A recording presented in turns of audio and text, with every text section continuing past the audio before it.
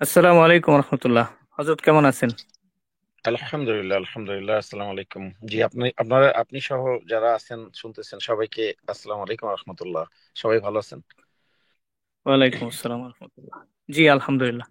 হজরত একটা বিষয়, আপনি হয়তো আমেরিকা থেকেও এটা ফলো করছেন, দেখছেন সোশ্যাল মিডিয়ায়, বিভিন্ন গণমাধ্যমে, ইউটিউব, তারপরে ফেসবুক পেজ, বিভিন্ন জায়গায় একটা নিউজ অলরেডি আমাদের সুরাপন্থী ভাইয়েরা এবং হেফাজতের ভাইয়েরা, ওনারা আব্দুল্লাহ মনসুর সাহেব, হ্যাঁ, আমাদের কাকরাইলের মুরব্বী মাওলানা আব্দুল্লাহ মনসুর সাহেবের বিরুদ্ধে তারা একটা অপপ্রচার চালাইছে।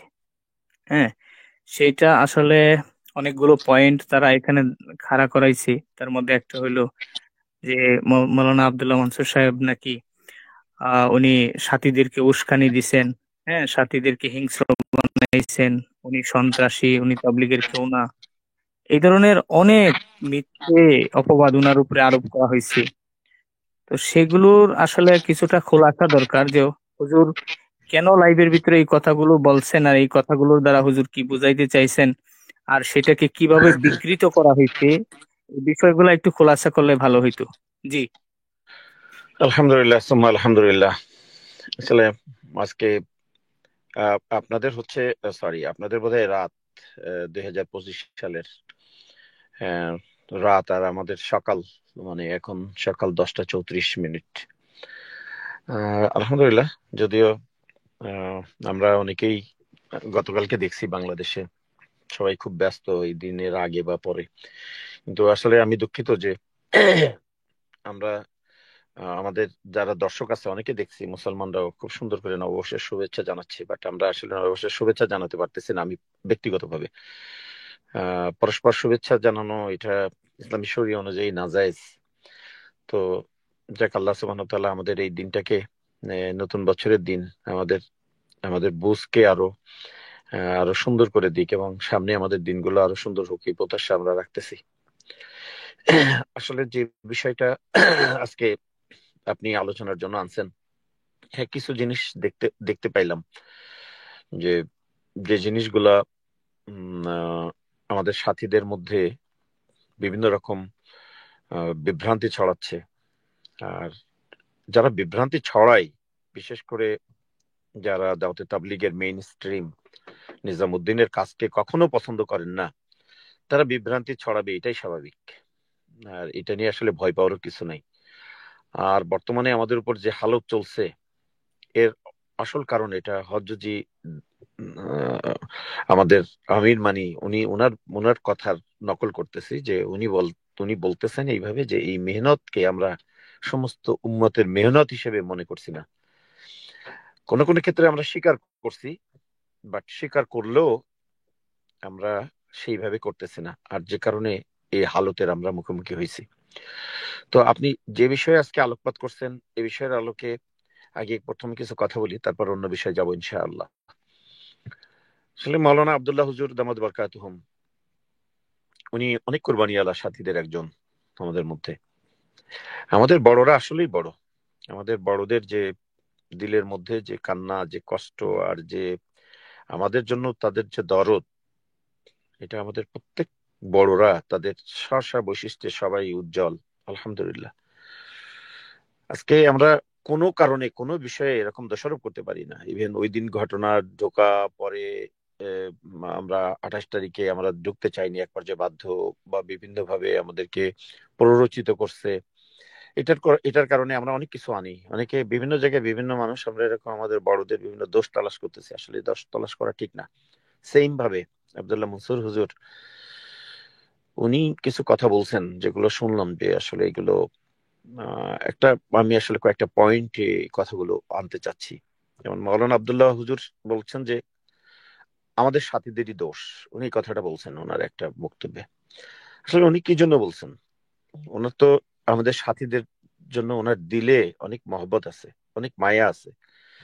উনি এই জন্য বলছেন ওনার কথাটা, যে আমাদের সাথীদের জন্য ওই দিন, যে 18 তারিখ যে ঘটনা টঙ্গী ময়দানে ঘটে গেল, ওই দিন আমাদের সাথীদের জন্য খুব জরুরি ছিল ওই সময়কার ঘটে যাওয়া সব ঘটনাগুলো তাৎক্ষণিকভাবে ছবি তোলা এবং ভিডিও রাখা।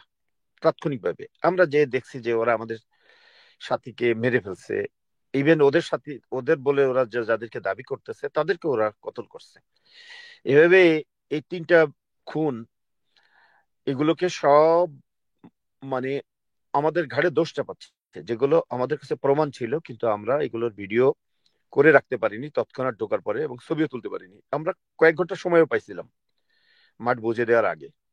এই সময়ের মধ্যেও আমরা এগুলো দ্রুত এগুলো আপলোড করে প্রশাসনের কাছে পাঠাতে পারিনি, ব্যর্থ হয়েছি।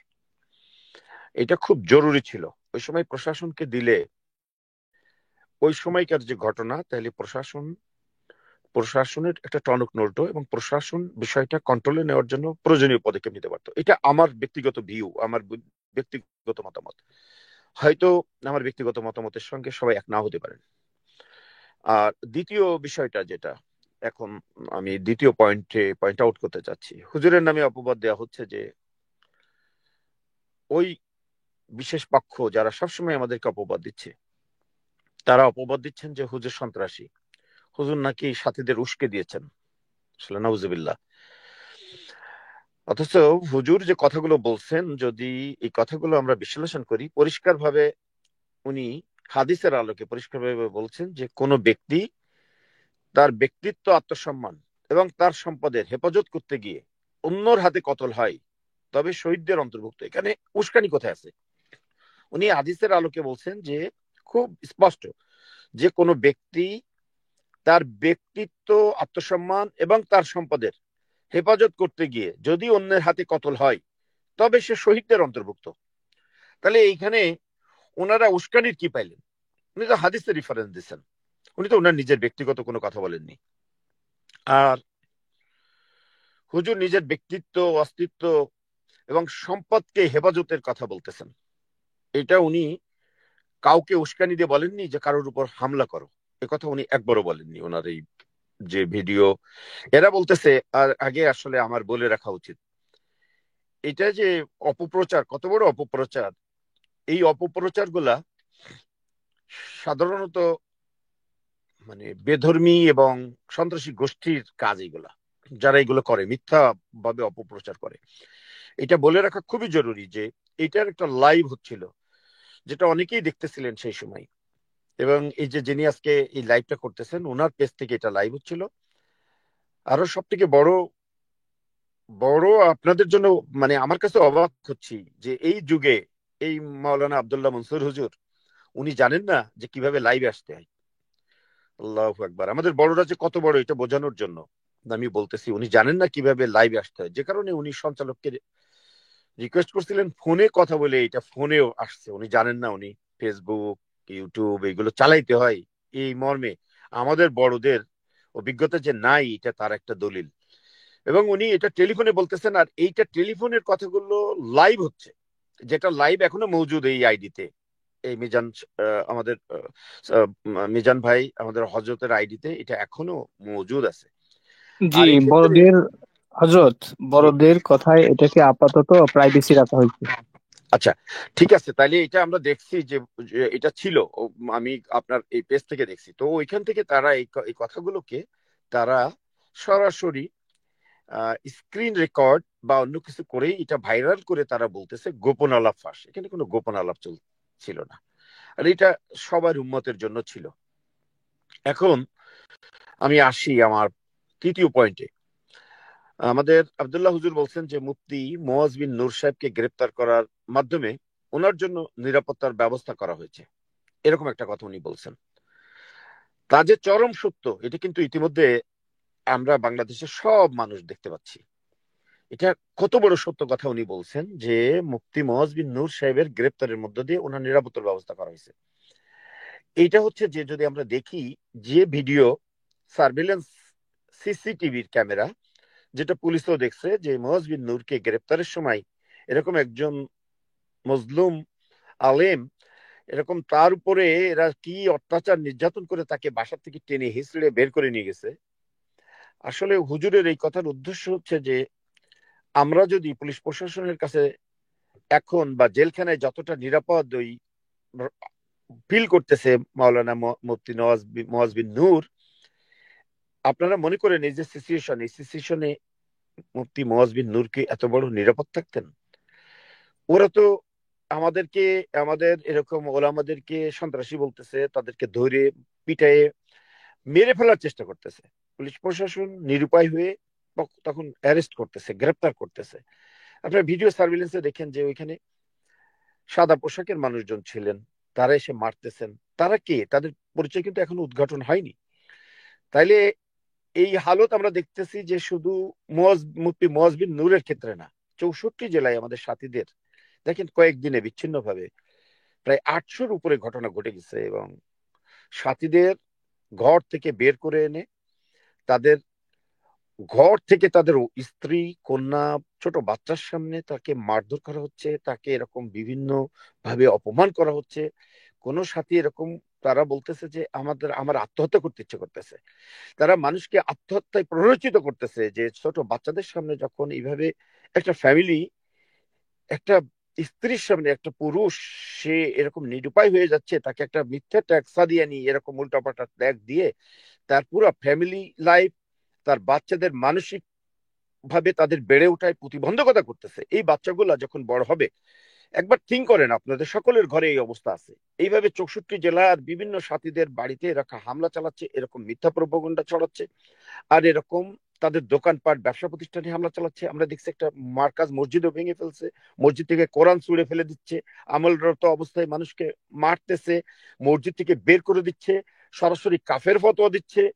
এবং মানে এমন এখনো জঘন্য কোনো কাজ নাই তারা করতেছে না। তো এই অবস্থায় তারা তাদের এই জঘন্য কার্যক্রমের ক্ষেত্রে একটা মানে মানে প্রতিবাদমূলক কথা হিসেবে আমাদের আব্দুল্লাহ হুজুর উনি এরকম বলছিলেন মুফতি নওয়াজ বিন নূর সাহেবকে গ্রেপ্তারের কথাটা। তবে আমি একটা কথা আসলে মানে এটার সঙ্গে অ্যাড করতে চাই, যেটা হচ্ছে যে আমাদের যে কোনো কথা আসলে এখন আমি হই ব্যক্তিগতভাবে, আমাদের কথাগুলো আসলে অনেক হিসেব করে বলা প্রয়োজন। আর মিডিয়া থেকে কোনো লাভ পাওয়ার আশায় কোনো কথা বললে ওইটা লাভ আসবে না।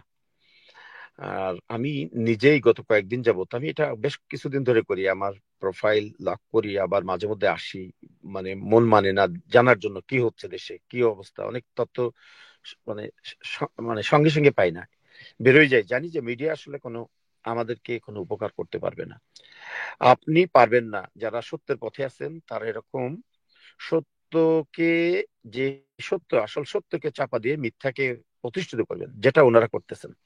ওনাদের একাধিক মিডিয়া, ওনারা এইভাবে মিডিয়াতে তারা এত মিথ্যাচার করতেছে যে মিথ্যাচারে আসলে কষ্ট লাগে, যে কাউকে কাফের ফতোয়া দেওয়ার অধিকার যেহেতু কোনো মানুষের নাই, এগুলো আমারও ব্যক্তিগতভাবে নাই, আর এগুলো দিতেও চাই না, বলতেও চাই না। কিন্তু তাদের বিবেকের কাছে তাদের প্রশ্ন করা উচিত। তারা আজকে যে বিভ্রান্তি, তারা যে মিথ্যাচার করতেছে, এই মিথ্যাচারের পরিণতি কি তাদের ভোগ করতে হবে না? তো এই অবস্থায় আমার পার্সোনাল ভিউ, আমি মনে করি যে আমাকেও কোনো কথা উল্টাপাল্টা আসলে মিডিয়াতে এসে বলা উচিত না। পাশাপাশি আমাদের যত বড়ই মুরব্বী হোক, বিশেষ করে আমাদের মুরব্বীরা তো আসেন না কখনো, হয়তো আমি এই প্রথম দেখলাম যে আব্দুল্লাহ হুজুর উনি মিডিয়াতে আসছেন। আপনি দেখেন আমাদের সারা বাংলাদেশের জিম্মাদার আমাদের ওয়াসিফুল ইসলাম দামাত বরকাতুহুম, ওনাকে নিয়ে কত প্রোপাগান্ডা আজকে থেকে নাকি, কত কত বছর আপনি যদি পিছনে যান, একটা বার দেখেন আজকে দাওয়াতের কাজকে বাংলাদেশে যার কষ্ট মুজাহিদায় এখনো পর্যন্ত টিকে আছে, আল্লাহ সুবহানাহু ওয়া তাআলা ওনার কুরবানি এইভাবে এত সুন্দর কবুল করছেন, এখনো পর্যন্ত এই কাজকে বাংলাদেশে না, আপনার বললে ভুল হবে, বাংলাদেশ কেন, আজকে আপনারা অনেকেই ওনাকে মূল্য দিতে পারেন না, আসিফুল ইসলাম দামাত বারকাতুহুমকে, অনেকে ওনাকে বুঝতে পারেন না, অনেকে অনেক কিছুই বলেন। আসলে এত বেশি আমাদের এই বড়রা এত বেশি ভোলা ভালা এবং এত বেশি সরল, আল্লাহু আকবার। ওনার কাছে অনেকবার যাওয়ার সুযোগ হয়েছে, আমেরিকাতেও ওনার সঙ্গে অনেকবার সফরের সুযোগ হয়েছে। ওনার প্রত্যেকটা কাজ আর ওনার প্রত্যেকটা ব্যবহার, ওনার প্রত্যেকটা পরামর্শ এত বেশি আমাদের আমেরিকার সাথীদেরকে, মানে কি বলবো আপনাকে, যে আমেরিকার সাথীদেরকে এত বেশি কাজের সঙ্গে জুড়ে থাকার জন্য প্রভাব করছে, যে আজকে আমেরিকার কাজের পিছনে আমাদের পাকিস্তানি যারা শুরু আছেন এখন, আমাদের তিনজন বড় শোরা যারা, তারা পাকিস্তানি। আমাদের বাংলাদেশে কোনো শোরা নাই এই আমেরিকাতে। তো এই শোরা গুলাও পাকিস্তানি, তিনজন শোরা, তিনজনই আমাদের নিজামুদ্দিনের সঙ্গে আলহামদুলিল্লাহ। আর ওনারও আসিফুল ইসলাম দামাত বারকাতুহুম আসলে ওনার সামনে ঠিক যখন বসেন বা কথা বলেন, মনে হয় যেন কি বিনয়, এটা আপনাদের কল্পনা আমি বুঝাইতে পারবো না। এবং ওনারা জানেন যে আমেরিকার কাজের পিছনে এই আজকে আমাদের আমেরিকাতে অনেক কাজ, আলহামদুলিল্লাহ অনেক জামাত, এখনো প্রায় 100-র উপরে জামাত চলতেছে, ইজতেমার প্রিপারেশন হচ্ছে। এরকম নিজামুদ্দিনের হরকতে পুরো আমেরিকা জুড়ে, যেখানে প্রথম ফেতনা 2016 সালে শুরু হয়, সেই সময় আমাদের অবস্থান ছিল এরকম 5%-এর নিচে। আর সে সময় আমাদের সাথীদের খুঁজে পাওয়া যেত না।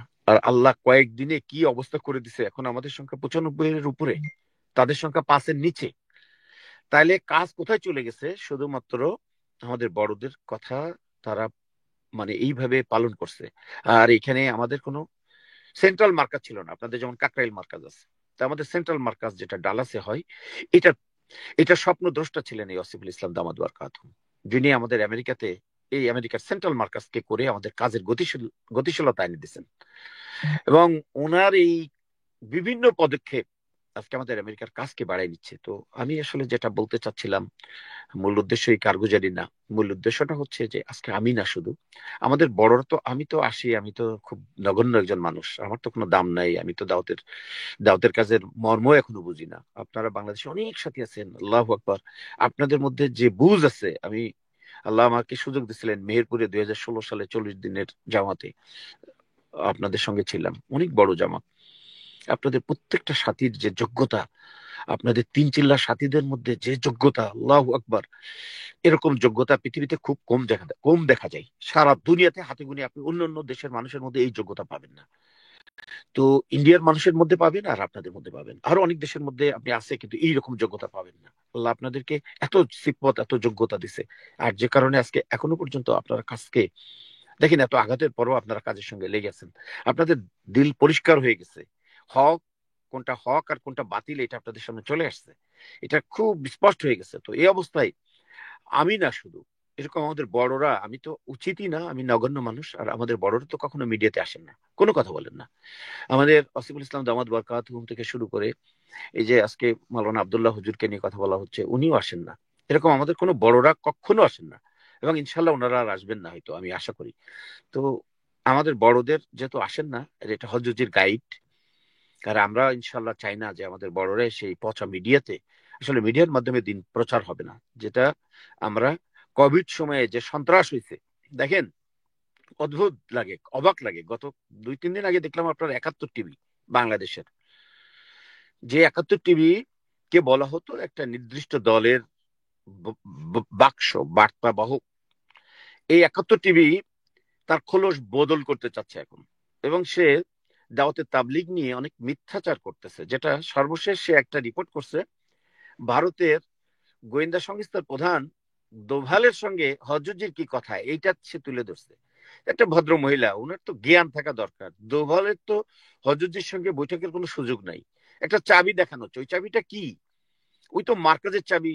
আদালত আদেশ দিল হজরত যে 1 বছরের উপরে ঘর ছাড়া, আদালতের নির্দেশে তার গোয়েন্দা সংস্থা যে তাকে ওই চাবি হস্তান্তর করছে, সেই চাবি হস্তান্তরের ছবি দিয়ে দোভালের নিয়ে একটা নাটক বানাচ্ছে।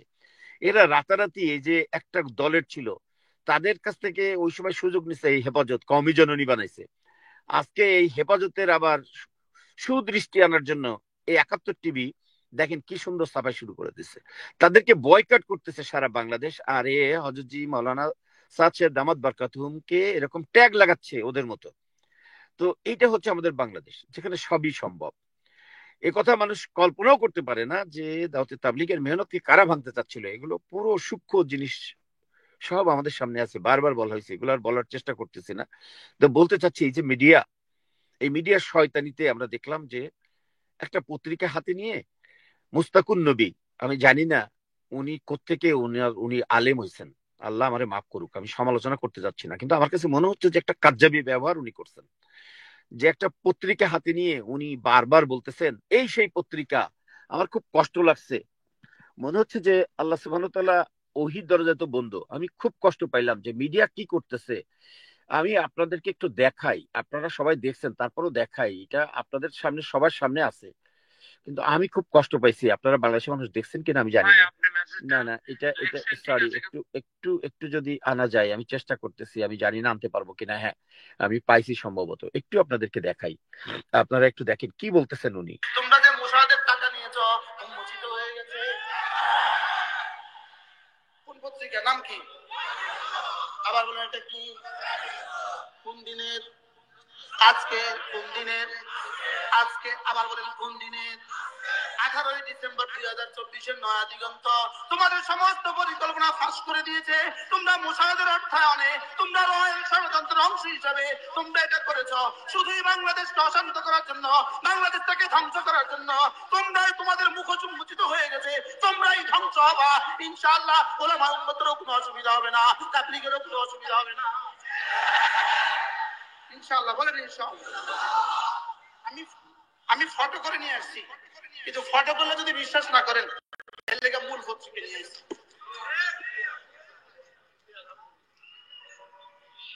এবার আমার দোষ দিবা না পত্রিকাওয়ালার দোষ দিবা? তো আসি, আসলে উনি বলতেছেন নয়া দিগন্ত একটা পত্রিকায় আপনারা দেখছেন একটা নিউজ আসছে, তো উনি এই পত্রিকাকে ওহির মতো তুলনা করতেছেন যে ফাঁস হয়ে গেছে। এটা নাউজুবিল্লাহ, আল্লাহ সুবহানাহু ওয়া তাআলা ওনার কাছে ওহি পাঠাচ্ছে, আর পত্রিকার মাধ্যমে কোরআনের থেকেও বড় জিনিস উনি পেয়ে গেছেন। একটা পত্রিকায় লিখছে এরা মোসাদের এবং এরা ভারতের রয়ের দালাল, সেখানে আমাদের মুফতি ওসামাকে নিয়ে লেখা, এবং বলতেছে সে ইসরায়েল সফর করছে। কত বড় মিথ্যাচার এই পত্রিকা! এটা যাচাইও করলো না। ইভেন সরকারের কাছে তো তথ্য আছে যে মুফতি ওসামা যিনি কোনোদিন ইসরায়েলে যাননি। তাহলে এরকম একটা কথার সুর ধরে উনি এটা ওনার যারা ফলোয়ার আছে তাদেরকে বলতেছেন যে এরকম দেখো, সে এরকম দালাল। তো এই মিডিয়া, যে মিডিয়াকে তারা ওহি হিসেবে কাগজ উপস্থাপন করতেছে, তারা এমন কিছু নাই আগে করেনি।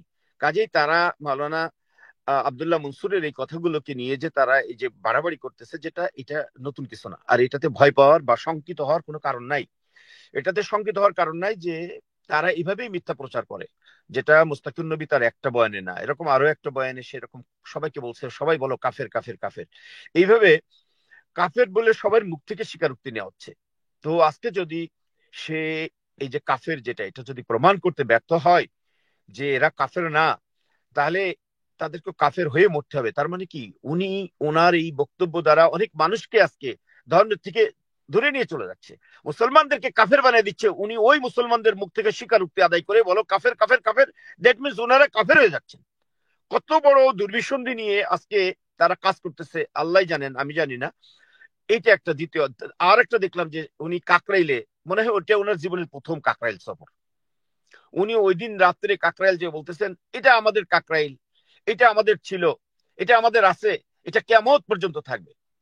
তো আসলে আল্লাহ সুবহানাহু ওয়া তাআলা ওনারা ওলামা না ওনারা কাজ্জাব, এটা আসলে কষ্ট লাগে বলতে। যে আমি সমালোচনা আসলে স্টপ করে দিচ্ছি, কিন্তু আসলে এই কথার উত্তর দিতে যে আমি আর কিছু, মানে আমার কাজ্জাব ছাড়া, এই মিথ্যাবাদী ছাড়া, এই কথা ছাড়া আমার মুখ থেকে আর কিছু আসতেছে না। তো এই অবস্থায় আসলে সাথীদের ধৈর্য ধরতে হবে। সরকার সরকারের নজরে সবকিছু আছে, এবং এটাও বুঝতে হবে যে সরকারও বিভিন্ন কারণে এদের কাছে জিম্মি। এদের কাছে জিম্মি বিগত আওয়ামী লীগ সরকারও ছিল, যে কারণে আওয়ামী লীগ সরকার তাদেরকে সকল সুযোগ সুবিধা দিচ্ছে।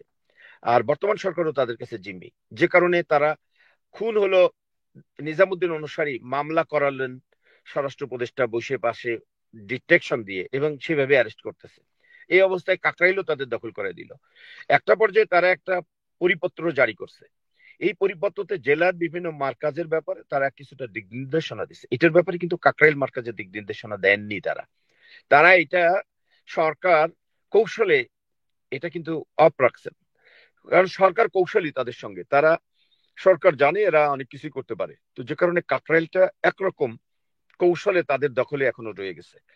তো এই অবস্থায় আল্লাহ সুবহানাহু ওয়া তাআলার কাছেই আমাদের কান্নাকাটি দোয়া করতে হবে। আল্লাহ যদি কাকরাইল আমাদেরকে দেন দিবেন, না দিলে আমাদের কাকরাইল এরকম 10টা কাকরাইল করার আমরা ক্ষমতা রাখি আশা করি ইনশাআল্লাহ। তো এরকম আমাদেরকে ওই চিন্তা করা যাবে না যে কাকরাইল না হলে আমাদের কাজ নষ্ট হয়ে যাবে। ইভেন ইস্তেমা ময়দান আমাদের না হলে যে আমাদের কাজ নষ্ট হয়ে যাবে, এটা না। এটা হযরতজি বলেন যে গাছতলা থেকে কাজ শুরু করো। আমরা আমাদের মার্কাজকে ছেড়ে দিছি আমেরিকাতে 2016 সালে, আর আপনাদের 2018-তে শুরু হয়েছে। একটা মার্কাজ ছেড়ে দিছি, নিউ ইয়র্কে একটা মার্কাজ ছিল, এখন নিউ ইয়র্কে 6টা মার্কাজ নিজামুদ্দিনের। আমাদের 4টে বড়, এবং বড়োর বাদে বাইরে সাবারবেও আমাদের আরো 2টা মার্কাজ। আল্লাহ সুবহানাহু ওয়া তাআলা একটা মার্কাজ 6টা মার্কাজ করে দিচ্ছেন। আর ওদের একটা মার্কাজ যেটা উঠে হাতছাড়া হয়ে, তারা যে মার্কাজ থেকে আমাদেরকে বের করে দিচ্ছে ওই মার্কাজ ওদের হাতছাড়া হয়ে গেছে, আর ওরা আর একটা মার্কাজ করছে। তো এটাই হচ্ছে অবস্থা, বুঝছেন? আলহামদুলিল্লাহ। তো ওই চিন্তা করার কোনো কারণ নাই। আপনি যদি সত্যি আমিরকে আমির হিসেবে মানেন, এইটা না যে আমরা মাওলানা সাদ সাহেবের ব্যক্তি পূজারি, এটা না, আমরা আমিরের এতায়েত করি।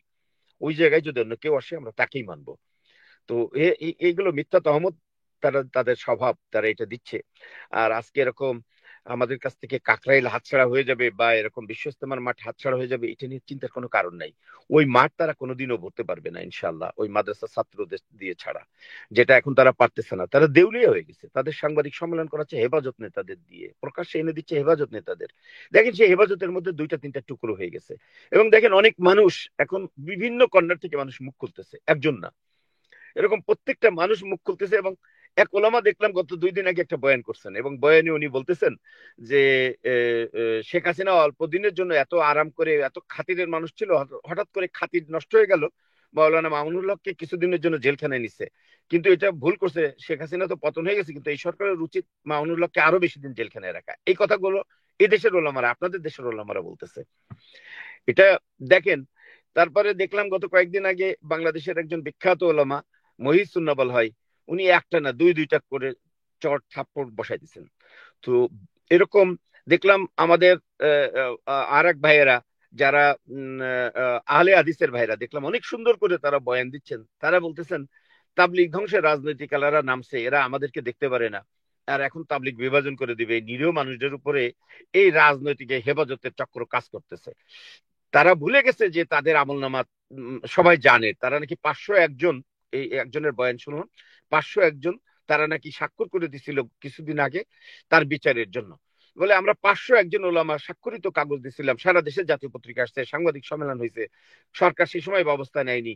এখন এই সরকারের কাছে একই দাবি জানাই। এই যে কিছু ভিডিও বার্তা আমরা পাচ্ছি আর এরকম সুন্দর জিনিস পাচ্ছি, আমরা মনে করি আস্তে আস্তে এটা দূর হবে। এবং দেখেন, আমি সর্বশেষ আরো একজনের খুব বাংলাদেশের বিখ্যাত আলেম আজহারি সাহেবের একটা বয়ান শুনলাম। উনি বলতেছেন তাবলিগ আলারা তো অনেক সুন্দর কাজ করে, এরকম উনি বিভিন্ন দলের হেফাজতের কথা বললেন, জামাত ইসলামের কথা বললেন, সবার কথা বলতেছেন, সবাই তো সবার পিছনে লাগে। কাউরে তো কেউ আপনারা সারাদিন শুধু কেউ এই আপনি ভালো, আপনি ভালো, আপনি ভালো, কারোর ইয়ে ভালো দেখতে পারেন না। এভাবে উনিও তাবলিগের মানে ছাপাই গিয়ে ওনার কথার মধ্যে কিছুটা বোঝায়, মানে তুলে ধরছেন। যদিও উনি বলছেন যে হ্যাঁ তাবলিগ একটা কাজ করে না, সেটা হচ্ছে এরকম জিহাদের মতো কোনো, এরকম বোঝাতে চাচ্ছেন, করে না। হয়তো আমরা দুর্বল, আমরা করতে পারি না, কিন্তু আমাদের কাজটা যে ভালো এটা উনি ওনার কথাও স্বীকৃতি পাইছে। যে মধ্যমপন্থা কথাবার্তা ওনার মতো ওলামারাও বলতেছেন, এরকম অনেক ওলামারা বলতেছেন, আহমদুল্লাহ হুজুরের মুখ থেকেও এরকম আসছে, তো এরকম অনেকেই বলতেছেন। তো এটা ভয়ের কোনো কারণ নাই, হতাশ হওয়ার কোনো কারণ নাই। সরকার বুঝতেছে, বাট সরকারের কিছু আসলে অনেক কিছু করণীয় নাই। এটা যদিও পলিটিক্যাল গভর্নমেন্ট না, তারপরেও সরকারের বিভিন্ন ভাবে সরকার বোঝার পরও আমাদের পরে ইনসাফ হচ্ছে না। তো ইনসাফ হবে ইনশাল্লাহ, টুডে টুমোরো ইনসাফ হবে। আর ধৈর্য, ধৈর্য যত ধরবো ইনশাল্লাহ ধৈর্যের ফল খুব সুমিষ্ট। আল্লাহ সুবহানাহু ওয়া তাআলা এই ধৈর্যের মধ্যে আমাদেরকে অবশ্যই আমাদের ইনসাফ এনে দিবেন। আর জি হজরত। এরকম, জি হজরত, হজরত, জি। ওই আকলাক টিভির মাহমুদি আছে না, মৌলানা ইউসুফ মাহমুদি, ওনার বিষয়ে মানে উনি যেই সমস্ত কথাগুলো ছড়াচ্ছেন, ফেতনা ছড়াচ্ছেন, সেই বিষয়ে কিছু বলার জন্য কমেন্টকারী ভাইদের ভিতরে কয়েকজনই শুনতে চাচ্ছেন আর কি, আসলে ওই ওনার বিষয়টা আর কি। আসলে আমি পার্সোনালি নিজেই আখলাক টিভিতে আপনারা দেখছেন 4-5 বার উপস্থিত হয়েছি। আমি না, শুধু ওই সময় হালতের কারণে মুয়াজ বিন নূর, দেন মুফতি আজিমউদ্দিন, তারপর এরকম মুফতি শফি সাহেব, ওনারা এরকম আমাদের অনেকেই হেদায়েতের মানুষ, আমরা গেছি। আসলে আমাদের উনি যেটা বোঝাতে চাইছিলেন, ওনার এরকম স্পষ্ট বার্তা ছিল যে আমি উভয় পক্ষকে এক টেবিলে এনে একটা ব্যবস্থা করার চেষ্টা করতেছি। স্বভাবতই আমরা ওনার কথাটা সত্য ধরে নিছিলাম। ওই সময় আমরা গেছি, কিন্তু একটা পর্যায়ে যখন দেখছি যে উনি আহ এতায়েত এরকম একটা বিশেষণ দিয়ে সবসময় আমাদেরকে একটা ট্যাগ লাগাচ্ছেন। আমরা এতায়েত করি মিন্স এটাকে অন্যভাবে ট্যাগ হিসেবে একটা সম্প্রদায় হিসেবে উনি আজকে একটা পোস্ট করছেন, এতায়েত সম্প্রদায়। এটা অত্যন্ত নিন্দনীয়। ইসলামে এই জাতীয় কথা কোথাও আছে কিনা, আমি আলেম ওলামা মুফতি না, তবে আমি একজন মুফতিকে জিজ্ঞেস করলাম যে এরকম যারা আমিরকে মানে তাদেরকে আমরা সাধারণত জানি এতায়েতকারী, আর এদেরকে একটা নাম লিখে দিচ্ছে সম্প্রদায়। এটা তো উনি বলছেন নওজুবিল্লাহ, এটা একটা বেদাত এবং এটা বড় ফিতনা। উনি একজন আমাদের আমেরিকার বড় মুফতি। তো উনি বলছেন যে এই জাতীয় ট্যাগ দিয়ে যারা এরকম ডাইরেক্ট এতাই সম্প্রদায় বলবে, তো তাদের বিরুদ্ধে যদি ইসলামী শাসন থাকতো তো তাদের বিরুদ্ধে এক্ষুনি বড় ব্যবস্থা হতো। যেহেতু ইসলামী শাসন নাই, এজন্য উনি উনার আকলাক টিভিতে উনার আকলাকের সৌন্দর্য উনি তুলে ধরছেন। উনি খুব সুন্দরভাবে আকলাকের সৌন্দর্য তুলে ধরছেন। উনি যে কত আকলাক ওলা, এবং উনি শুধু তাই না, উনি অনেকগুলা পোস্ট দিছেন। এবং বিশেষ করে আমি দেখলাম মাওলানা আব্দুল্লাহ মনসুর হুজুরকে ওই সেই ভাইরাল করা, যেটা আসলে ভাইরাল না, ওইটা মিথ্যা, ওইটা তো লাইভ ছিল এই এই এই পেজেই, সেটাকেও উনি ওই একইভাবে চালাচ্ছেন, এইটা যাচাই বাছাই না করে। তো এই অবস্থায় সাথীদের উদ্দেশ্য হচ্ছে যে আখলাক টিভি তার আখলাক উপস্থাপনের জন্য যেটাই করুক, আমরা আসলে তার থেকে দূরে থাকি। আমরা তাদের এইগুলাতে বিশেষ করে আমি, আপনারা যদি কেউ মনে করেন যে সত্যি যে সে এরকম হিংসা ছড়াচ্ছে এবং সে এটা এটা ক্লিয়ার হেট স্পিচ, তার অনেক কিছু আছে, যদি মনে করেন যে উনি হেট স্পিচ করতেছে, আপনারা অবশ্যই, আপনাদের রাইট আছে। ফেসবুকে যে আপনি যদি স্ক্রল করেন, আমি আপনাকে দেখাচ্ছি কিভাবে করতে হবে। আমি একটা পোস্ট আপনাকে দেখাই, যেটা আসলে আপনাদের করা উচিত। এটা একরকম আন্দোলন, এটাও একরকম প্রতিবাদ। কারণ যে যেমন করবে তার প্রতিবাদটা ওইভাবেই হওয়া উচিত আমি মনে করি। সে যেমন ধরেন উনি একটা পোস্ট এখানে দিচ্ছেন, এতায়াতের আবদার আলেমরা নাকি কথাই শুনতে চায় না। সে এই যে ওই পক্ষ শুনে নাই, এই যে একটা, তো ভাগ হয়ে গেছে। তো এখন আমরা শুনি নাই, ভাগ হয়ে গেছে। এখন এইখানে যে আপনি যদি এই পোস্টটায় যান, এটা হচ্ছে ওনার আজকের পোস্টের মধ্যে, আমি সিরিয়ালে আসি, 1 2 3 4 নম্বর পোস্ট। তো আপনারা 4 নম্বর পোস্টে রাইট হ্যান্ড সাইডে 3 ডট আছে, 3 ডটের পরে যায় যদি আপনি ক্লিক করেন, তাহলে 3 ডটে ক্লিক করলে, এই যে 3 ডটে আমি ক্লিক করছি, ঠিক এরকম একটা স্ক্রিন আসবে। 3 ডটে ক্লিক করার পরে এখানে আসবে রিপোর্ট পোস্ট। আপনি এই রিপোর্ট পোস্টে চলে যাবেন। রিপোর্ট পোস্টে গেলে এরকম একটা স্ক্রিন আসবে। এই যে রিপোর্ট পোস্টে যখন যাবেন তখন এরকম একটা স্ক্রিন আসবে। জি, এইখানে এই রিপোর্ট পোস্টে যে স্ক্রিনটা আসবে, ওইখানে নাম্বার 1-এ আছে প্রবলেম ইনভলভিং সামওয়ান আন্ডার 18, দ্বিতীয় নম্বর আছে bullying, harassment or abuse, 3 number আছে suicide or self harm, 4 number আছে violent, hateful or disturbing content. আপনাকে যেতে হবে 4 নম্বরটা, violent, hateful and disturbing content. আপনাকে এটার উপরে ক্লিক করতে হবে। যখন আপনি hateful, violent, hateful or disturbing, হেটফুলে যাবেন, তখন আপনি হেটফুলে গেলে ওইখানে দেখবেন অনেকগুলো অপশন আসছে। সেখানে আসবে এই জাতীয় স্ক্রিন আসবে। এই যে বেশ কিছু দেখেন আসছে, এরকম একটা স্ক্রিন আসবে। এই স্ক্রিনটার মধ্যে 1 নম্বর, 2 নম্বর, 3 নম্বর, 4 নম্বর, 5 নম্বরে যেতে হবে আপনাকে। 5 নম্বরে বলতেছে প্রমোটিং হেট।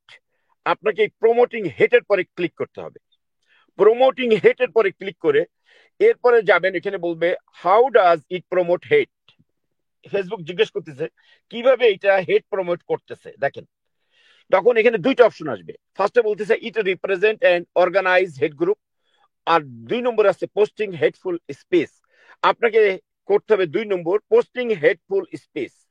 এইটা দিয়ে আপনাকে সাবমিট করতে হবে। এই যে আপনি করলেন হেটফুল স্পেস, এবার আসবে সাবমিট। এবার এই যে এখান থেকে আমি সাবমিট করে দিচ্ছি, এই সাবমিট করে দিলাম, ঠিক আছে। এবার এটা সাবমিটের পরে আসবে নেক্সট, আপনি নেক্সট করে দিবেন। নেক্সট করে দেওয়ার পরে এবার আসবে ডান, আপনি ডানে মেরে দিবেন। এইভাবে ওনার এটা সামাজিক, যেহেতু একটা মানে বিষয়, তারা সামাজিক ভাবে আপনাকে হেয় করতেছে, প্রতিপন্ন করতেছে, এটা তাই এটা এটা আতি সম্প্রদায়, এইভাবে সে ট্যাগ লাগাচ্ছে। এই ট্যাগের কারণে আপনি এটাতে অখুশি এবং এটা হেট স্পিচ হিসেবে আপনি এভাবে দিতে থাকেন। যদি এরকম এতায়েতের কয়েক লক্ষ, আমি মনে করি ফেসবুকে আছেন আপনারা, আপনারা এরকম লক্ষ মানুষ, প্রত্যেকে কেউ বসে থাকেন না, প্রত্যেকে ওনার এই আকলাক টিভির উপরে যে এইভাবে করেন, দেন ওনার প্রোফাইলে যে করেন। আর একটা 2টা রিপোর্ট করবেন, একটা হচ্ছে পোস্টে আর দ্বিতীয় হচ্ছে ওনার প্রোফাইলে। কেন? ওনার প্রোফাইলে হেট স্পিচ ছড়াচ্ছে।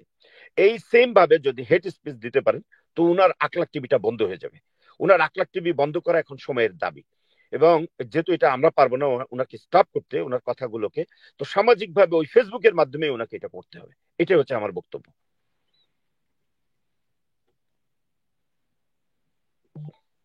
জি হজরত। জি, উনি আসলে এমন কিছু কথা বলছেন হজরতকে নিয়ে, আসলে কোনো আলেমের মুখের ভাষা এরকম হইতে পারে না। একজন আলেম তো আওয়ামের চাইতে একজন আলেমের ইজ্জতকে প্রাধান্য দিবে, একজন আলেমের ইজ্জত যাতে নষ্ট না হয় সেই দিকটায় অন্তত সে খেয়াল খেয়াল রাখবে, যাতে একজন আলেমের ইজ্জত নষ্ট না হয়। তো উনি একজন আলেম হয়ে আর একজন আলেমের উপরে যেই রকমের কথাগুলো বলছেন, সেটা আসলে কোনো জাহেলের দ্বারাও সম্ভব কিনা আমার জানা নাই। তো উনি আসলে এই আখলাক টিভির নামে এরকম শয়তানের ধোঁকা, এক নেক্সুরতের ধোঁকা দিয়া উনি আমাদের অনেক অসংখ্য অগণিত সাথীরা কিন্তু যারা অনলাইনের মধ্যে থাকে, অনলাইনে অ্যাক্টিভ থাকে, অনলাইনের সাথে সম্পৃক্ত, তারা কিন্তু আকলাক টিভির সাথে এড ছিল। আকলাক টিভিতে যখন দেখলো যে আমাদের মুয়াজ বিন নূর সাহেব এসে কথা বলেন, মুফতি ওসামা সাহেব এসে কথা বলেন, মাওলানা আজিমউদ্দিন সাহেব এসে কথা বলেন, ওনারা যখন এসে কথা বললেন, তো ভাবলেন যে এইখানে এই পেজটাকে ফলো করা যায়, এই পেজের নিউজটাকে দেখা যায়, এখানে যেহেতু আমাদের বড়রা আসেন। তো সেই হিসেবে কিন্তু আমাদের সরল মনার সাথীরা যারা অনলাইনে থাকে, অনলাইনে অ্যাক্টিভ থাকে, অনলাইন সম্পর্ক অনলাইনে সম্পৃক্ত, তারা মূলত এটাকে ফলোতে রাখছে। তো যে কারণে ওর ফলোয়ার বাড়ছে, ওর পেজের পোস্টের মধ্যে লাইক কমেন্ট শেয়ার বাড়ছে, যে কারণে সে এটা করার জন্যই মূলত আমাদের সাথীদেরকে সে ব্যবহার করছে। এখন দেখা যাচ্ছে যে আসলে তার আসল রূপটা কিন্তু প্রথমেই আমরা জানতাম, যে তার কথাবার্তার ভিতরে, যেমন আপনাকে যে কয়দিন নিছে তখন আপনার সাথে খুব ভালো কথা বলছে, কিন্তু আপনার জায়গায় যখনই অন্য কাউকে আনছে, তো আমাদের সাথীদেরকে ফ্রি ভাবে কথা বলতে দেয় নাই। হ্যাঁ, আমাদের সাথীদেরকে ফ্রি ভাবে কথা বলতে দেয় নাই, তার এগেইনস্টে সুরাপন্থী ভাইদের যে আছে তাকে সুযোগ দিচ্ছে কথা বলার জন্য। আমাদের সাথীরা কথা বললেই সাথে সাথে চুপ করিয়ে দিচ্ছে। তো এর দ্বারা দেখা গেছে যে ওনার ওই টিভিটার ভিতরে উনি বৈষম্য করছেন, উনি উনি দেখাইছেন, একদিকে উনি ধাবিত হইছেন, আরেকদিকে উনি শুনতেই চান না, উনি কথাই শুনেন না। তো এর দ্বারা কিন্তু উনি বুঝাইছেন যে উনি নিরপেক্ষ অবস্থানে না, এটা হলো একটা বিষয়। আরেকটা বিষয় হলো যে উনি যেই জিনিসটা বলছেন, যে উনি উভয় পক্ষকে এক টেবিলে বসাইতে চান, যে কথাটা হজরত আপনি একটু আগে বলছেন, আমি মনে করতেছি উনি কে আসলে? উভয় পক্ষকে এক টেবিলে বসানোর মতো যোগ্যতা ওনার ভিতরে কি আছে? উনি কি এমন কোনো ব্যক্তি যে উনি উভয় দলের এই সমস্যাটাকে সমাধান করে দিতে পারবেন, তাও একটা টিভি চ্যানেলের মাধ্যমে, তাও একটা না, মিডিয়ার মাধ্যমে? সম্ভব না। জি এটা জি এটা জি, কি কোনোদিন কখনো সম্ভব possible? না। জি জি তো আমার কিন্তু এই বিষয়টাকে পজিটিভ ভাবে নিয়ে আরেকটা ধোঁকা খাইছি, যে এই মানুষটা জি মনে হয় আমাদের ভিতরে যে বিভেদটা চলতেছে এটাকে মনে হয় দূর করার জন্য, এটাকে শেষ করার জন্য মনে হয় উনি এই মিডিয়ার মাধ্যমে উনি চেষ্টা করতেছেন। হ্যাঁ, এই জায়গার মধ্যে কিন্তু একটা ধোঁকা খাইছি। আসলে জি জি এইগুলোই হলো মূল বিষয়, বুঝছেন? তো জি এই জি জন্য জি। উনার এই আলহামদুলিল্লাহ খুব ভালো হয়েছে, আমরা সবাই শিখতে পারলাম যে ওনাকে কিভাবে আসলে রিপোর্ট করা যায়। হ্যাঁ ভাই, আমাদের সাথীরা যারা যেখান থেকে শুনতেছি, আমরা ঠিক এইভাবে এই আমাদের জামান হজরত সাহেব যেভাবে দেখাইলেন, ঠিক এইভাবে এই হজরতের মতো করে আমরা ওনাকে রিপোর্ট দেব, একটা দিব ওনার প্রোফাইলে আর একটা দিব ওনার পোস্টে। তাহলে ইনশাল্লাহ অতি দ্রুত ওনার এই আকলাক টিভিটা ফেসবুক থেকেই ওনারা নষ্ট করে দিবে। কারণ যেখান থেকে ফেতনা ছড়ায় সেটা বন্ধ করে দেওয়া আমরা অনলাইনের ভিতরে যারা আছি আমাদের জন্য বড় এক দায়িত্ব। এই জন্য আমরা আমাদের দায়িত্বের জায়গা থেকে দুইটা করে রিপোর্ট করব কমপক্ষে, একটা ওনার প্রোফাইলে আর একটা ওনার পোস্টে। জি ইনশাল্লাহ। জি জি জি জি, প্রত্যেকেই দুইটা করে জি রিপোর্ট হজরত। করব। জি জি ইনশাল্লাহ। হজরত ইনশাল্লাহ আজকে তাহলে কি আমাদের শেষ করা যায়? 40 মিনিট হয়ে গেছে আপনি বললে। জি জি জি জি জি। ওকে। জি জি, শুক্রিয়া, আল্লাহ তাআলা আপনার হায়াতের মধ্যে বরকত দান করেন। জাযাকাল্লাহ। অনেক গুরুত্বপূর্ণ তথ্য দিচ্ছেন, অনেক গুরুত্বপূর্ণ কথা বলছেন। জি ইনশাল্লাহ। জি, আর আসসালামু সবাইকে আলাইকুম মাফ চেয়ে নিচ্ছি, রহমতুল্লাহ। যে সবাই মাফ করে দিবেন ভুল হলে। জি, আসসালামু আলাইকুম। ওয়ালাইকুম আসসালাম রহমতুল্লাহ।